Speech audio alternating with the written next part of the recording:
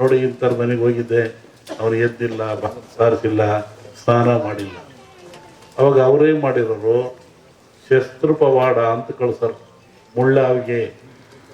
ಇವತ್ತು ಅವೆಲ್ಲ ಒಂದು ಆಡಂಬರದ ವಸ್ತುವಾಗಿಬಿಟ್ಟಿದ್ದಾವೆ. ಒಬ್ಬ ಬರೋನು ಗಂಟೆ ಅಲ್ಲಾಡಿಸೋನು ಮನೆ ಮುಂದೆ ಮುಳ್ಳಾವಿಗೆ ಮೇಲೆ ನಿಂತ್ಕೊಳ್ಳೋದು. ಮುಳ್ಳಾವಿಗೆ ಮೇಲೆ ನಿಂತ್ಕೊಂಡ್ರೆ ನೋವು ಯಾರಿಗೆ? ನಿಂತವನಿಗೆ. ಗಂಟೆ ಅಲ್ಲಾಡಿಸ್ ಜನವೆಲ್ಲ ನೋಡ್ತಾ ಇದ್ರು. ಯಾಕೆ ನಿಂತ್ಕೊಂಡಿದ್ದೀರಿ ಸ್ವಾಮಿ, ಏನು ಕೆಲಸ? ನೋಡಿ, ಇವ್ರು ಬೆಳಿಗ್ಗೆ ಬೇಗ ಹೇಳ್ತಾ ಇಲ್ವಂತೆ, ಇವರು ಸ್ನಾನ ಮಾಡಲ್ವಂತೆ, ಇವ್ರ ಮಕ್ಳಿಗೆ ಸ್ನಾನ ಮಾಡಿಸಲ್ವಂತೆ, ಎದ್ದುಗಳು ಹಂಗೆ ಕಾಫಿ ಕುಡಿತಾರಂತೆ, ಯಾವುದೋ ಆಚರಣೆ ಇಲ್ವಂತೆ. ಅದಕ್ಕೆ ನಾನು ಮುಳ್ಳಾಗಿ ನಿಂತ್ಕೊಂಡು ಗಂಟೆ ಅಲ್ಲಾಡಿಸ್ತಾ ಇದ್ದೆ.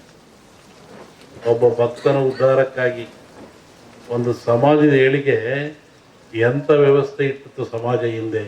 ಒಬ್ಬ ಗುರು ಬಂದು ನೋವು ತಗೊಳ್ತಾ ಇದ್ದ.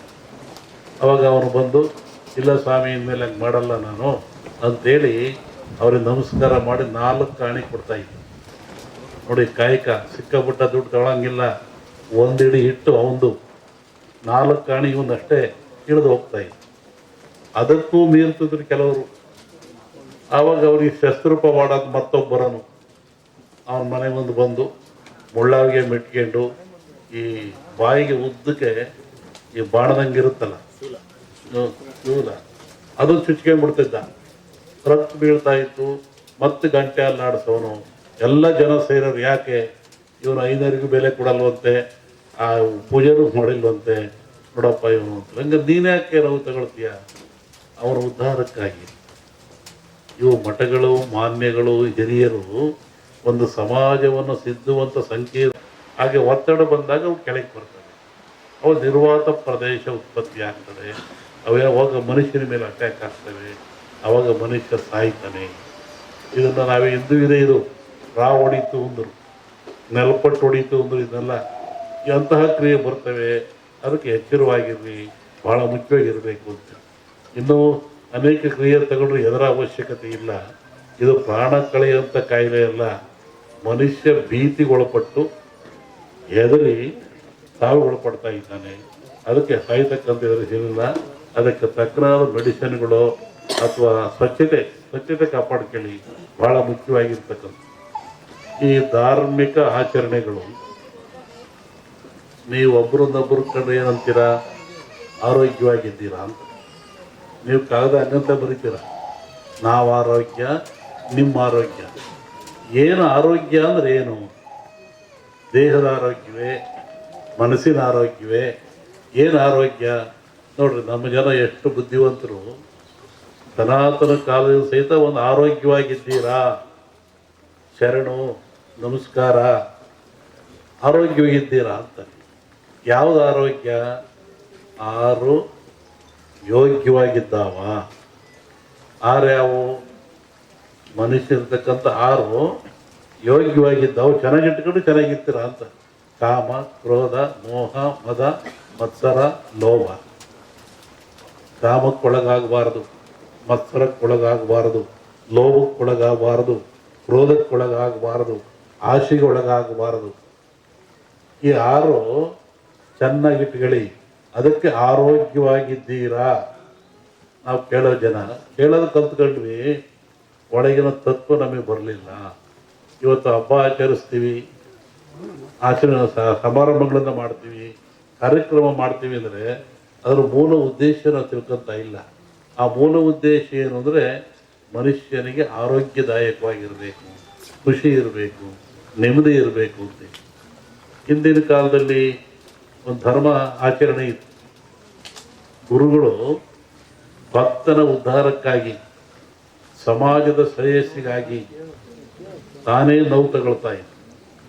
ಹೇಗೆ ನೋಡಿ, ಈ ಭಾಗದಲ್ಲಿ ಕಮ್ಮಿ. ಅದು ಉತ್ತರ ಕರ್ನಾಟಕ ಹೋದರೆ ಜಂಗಿನವ್ರು ಕುಂತ ಇತ್ತು. ಒಬ್ಬ ಕಾಲಿಗೆ ಜಂಗಿ ಕೊಟ್ಕೊಳ್ಳೋದು, ಅವನು ಮನೆಗೆ ಬರೋದು.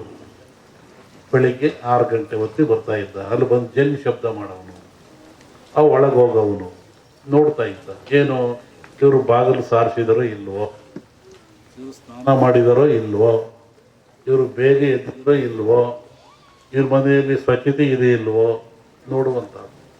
ಅವನಿಗೇನು ಅಲ್ಲಿ ಹಿಟ್ಟಿಡ್ತಾ ಇದ್ರು, ಜೋಳದ ಹಿಟ್ಟು. ಒಂದೇ ಇಡಿ ಹಿಟ್ಟು ತಗೊಳ್ಳೋದು, ಜಾಸ್ತಿ ತಗೊಳಂಗಿಲ್ಲ. ಕಾಯಕ ದಾಸೋಹ ಅಂತ. ಒಂದಿಡಿ ಜೋಳದ ಹಿಟ್ಟು ತಗೊಳ್ಳೋದು, ಜೋಳಿಗೆ ಹಾಕಿರೋದು. ಈಗ ಎಲ್ಲಾರ ಮನೆಗೂ ಹೋಗ್ತಾ ಇದ್ದ ಅವನು. ಎಲ್ಲರ ಮನೆಗೂ, ಯಾರ ಮನೆಗೆ ಎದ್ದಿಲ್ಲ ಹೇಳೋನು, ಎದಲ್ರಿ, ಸ್ನಾನ ಮಾಡ್ರಿ, ಬಾಗಿಲು ಸಾರಿಸ್ರಿ, ಅಡುಗೆ ಮನೆ ಸ್ವಚ್ಛ ಇಲ್ಲರಿ, ಪಾತ್ರೆ ಬೆಳೆದ್ರಿ, ಮಕ್ಕಳಿಗೆ ಸ್ನಾನ ಮಾಡಿಸ್ರಿ ಹೇಳ್ತಾ ಇದ್ರು. ಅವರು ಮಾಡಲಿಲ್ಲ, ಕೆಲವರು ಬಿಟ್ಟು. ಅದಕ್ಕೆ ಏನು ಮಾಡ್ತಾ ಇದ್ರು, ಅಲ್ಲೊಬ್ಬ ಮಠಸ್ಥರು, ಸ್ವಾಮಿಗಳು, ಮಠ ಅಂತಿರ್ತಾ ಇದ್ರು. ಅವ್ರಿಗೆ ಹೇಳ್ತಾ ಇದ್ರು, ನೋಡಿ ಇಂಥರ ಮನೆಗೆ ಹೋಗಿದ್ದೆ, ಅವ್ರು ಎದ್ದಿಲ್ಲ, ಸಾರಿಸಿಲ್ಲ, ಸ್ನಾನ ಮಾಡಿಲ್ಲ. ಅವಾಗ ಅವರೇ ಮಾಡಿರೋರು ಶಸ್ತ್ರ ಪವಾಡ ಅಂತ ಕಳ್ಸರು, ಮುಳ್ಳಾವಿಗೆ. ಇವತ್ತು ಅವೆಲ್ಲ ಒಂದು ಆಡ ವಸ್ತುವಾಗಿಬಿಟ್ಟಿದ್ದಾವೆ. ಒಬ್ಬ ಬರೋನು ಗಂಟೆ ಅಲ್ಲಾಡಿಸೋನು ಮನೆ ಮುಂದೆ, ಮುಳ್ಳಾವಿಗೆ ಮೇಲೆ ನಿಂತ್ಕೊಳ್ಳೋನು. ಮುಳ್ಳಾವಿಗೆ ಮೇಲೆ ನಿಂತ್ಕೊಂಡ್ರೆ ನೋವು ಯಾರಿಗೆ? ನಿಂತವನಿಗೆ. ಗಂಟೆ ಅಲ್ಲಾಡಿಸ್ ಜನವೆಲ್ಲ ನೋಡ್ತಾ ಇದ್ರು. ಯಾಕೆ ನಿಂತ್ಕೊಂಡಿದ್ದೀರಿ ಸ್ವಾಮಿ, ಏನು ಕೆಲಸ? ನೋಡಿ, ಇವ್ರು ಬೆಳಿಗ್ಗೆ ಬೇಗ ಹೇಳ್ತಾ ಇಲ್ವಂತೆ, ಇವರು ಸ್ನಾನ ಮಾಡಲ್ವಂತೆ, ಇವ್ರ ಮಕ್ಳಿಗೆ ಸ್ನಾನ ಮಾಡಿಸಲ್ವಂತೆ, ಎದ್ದುಗಳು ಹಂಗೆ ಕಾಫಿ ಕುಡಿತಾರಂತೆ, ಯಾವುದೋ ಆಚರಣೆ ಇಲ್ವಂತೆ. ಅದಕ್ಕೆ ನಾನು ಮುಳ್ಳಾಗಿ ನಿಂತ್ಕೊಂಡು ಗಂಟೆಯಲ್ಲಿ ಆಡಿಸ್ತಾ ಇದ್ದೆ. ಒಬ್ಬ ಭಕ್ತನ ಉದ್ಧಾರಕ್ಕಾಗಿ ಒಂದು ಸಮಾಜದ ಏಳಿಗೆ ಎಂಥ ವ್ಯವಸ್ಥೆ ಇಟ್ಟಿತ್ತು ಸಮಾಜ ಹಿಂದೆ. ಒಬ್ಬ ಗುರು ಬಂದು ನೋವು ತಗೊಳ್ತಾ ಇದ್ದ. ಅವಾಗ ಅವನು ಬಂದು, ಇಲ್ಲ ಸ್ವಾಮಿ, ಇನ್ಮೇಲೆ ಹಂಗೆ ಮಾಡಲ್ಲ ನಾನು ಅಂತೇಳಿ ಅವ್ರಿಗೆ ನಮಸ್ಕಾರ ಮಾಡಿ 4 ಕಾಣಿ ಕೊಡ್ತಾ ಇದ್ದ. ನೋಡಿ, ಕಾಯಕ ಸಿಕ್ಕಾಪಟ್ಟ ದುಡ್ಡು ತಗೊಳಂಗಿಲ್ಲ. ಒಂದಿಡಿ ಹಿಟ್ಟು ಅವಂದು, 4 ಕಾಣಿ ಇವನಷ್ಟೇ ಇಳಿದು ಹೋಗ್ತಾ ಇದ್ದ. ಅದಕ್ಕೂ ಮೀರ್ತಿದ್ರು ಕೆಲವರು. ಆವಾಗ ಅವ್ರಿಗೆ ಶಸ್ತ್ರೂಪ ಮಾಡೋದು ಮತ್ತೊಬ್ಬರನು ಅವನ ಮನೆ ಮುಂದೆ ಬಂದು ಮುಳ್ಳಾವಿಗೆ ಮೆಟ್ಕೊಂಡು ಈ ಬಾಯಿಗೆ ಉದ್ದಕ್ಕೆ ಈ ಬಾಣದಂಗೆ ಇರುತ್ತಲ್ಲ ಶೂಲ, ಅದು ಚುಚ್ಕೊಂಡ್ಬಿಡ್ತಿದ್ದ. ರಕ್ತ ಬೀಳ್ತಾ ಇತ್ತು. ಮತ್ತೆ ಗಂಟೆ ಅಲ್ಲಾಡಿಸೋನು.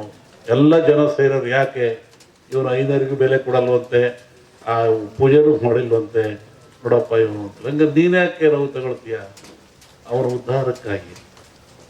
ಇವು ಮಠಗಳು, ಮಾನ್ಯಗಳು, ಹಿರಿಯರು ಒಂದು ಸಮಾಜವನ್ನು ಸಿದ್ಧುವಂಥ ಸಂಕೀರ್ಣ ಆದರ್ಶ ತತ್ವಗಳು. ಅವನು ನೋವು ತಗೊಳ್ತಿದ್ದ, ಮತ್ತೆ ಅವನು ಕೆಳಗಿಳಿತಾ ಇದ್ದ, 1 ರೂಪಾಯಿ ತಗೊಂಡು ಹೋಗ್ತಾ ಇದ್ದ. ಇಂತಹ ಒಂದು ವ್ಯವಸ್ಥೆ ಈ ಸಮಾಜದಲ್ಲಿ ಇತ್ತು. ಇವತ್ತು ಅದು ಯಾವುದೂ ಇಲ್ಲ. ಇವತ್ತು 5ನರಿಗೆ ಕರಿಯರು, ಸ್ವಾಮಿಯವ್ರಿಗೆ ಕರಿಯರು, ವಾರ ಕರಿಯರು, ಹಬ್ಬಕ್ಕೆ ಕರಿಯರು, ಅಲ್ಲೂ ಇಲ್ಲ.